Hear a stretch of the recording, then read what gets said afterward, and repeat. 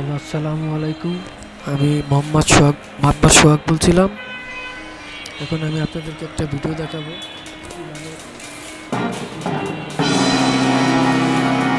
কীভাবে কাজ করে। আমি আপনাদেরকে এইটাই দেখাবো। এই যে হলো, আপনাদেরকে এখন আমি দেখাইতেছি গাজীপুর জয়দেবপুরে। এটা আমার একটা নিউ ফ্লাইটের ভিডিও। আমি এটা আপনাদেরকে দেখাইতে চাচ্ছি। এই যে কাঠমিস্ত্রি কীভাবে পাল্লা লাগাইছে, পাল্লা মানে গেট, পাল্লা লাগাই পাল্লার আশেপাশ দিয়ে একটা পুটিং জিনিস হিসাবে পুটিংয়ের মতো একটা জিনিস লাগায়। এখন আমি আপনাদেরকে আরেকটা ফ্লাইটে যাইতেছি, আমি আপনাদেরকে দেখাইতেছি। এটা আমার নিউ ভিডিও, আপনারা দেখেন।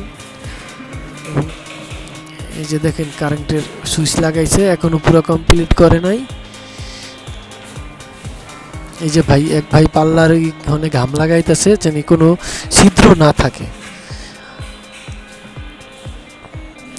আর এক ভাই ওই যে ইলেকট্রনিক কাজ করতেছে, ওইখানে সুইচের কাজ করতেছে। এখানে একটি বোর্ডের আলাদা একটি লাইন হবে, সেই লাইনটার কাজ করতেছে। আর এই যে এক ভাই গ্লাস লাগাইছে এবং হ্যান্ড ওয়াশ, হাত ধোয়ার ওয়াশ লাগাইছে, মানে ভেচিং। এটা হলো ভেচিং আর এটা হলো কেচিং রুম। এখানে একটি লাইট হবে একটি, আর এখানে এটা হলো একটি ব্যালকনি। আর এটা এই যে ভাই কাজ করতেছে, এই কাজগুলো এই সাইডটা কমপ্লিট হয়ে গেছে প্রায়। এই যে ভাই ইলেকট্রনিক কাজটা পুরা করতেছে।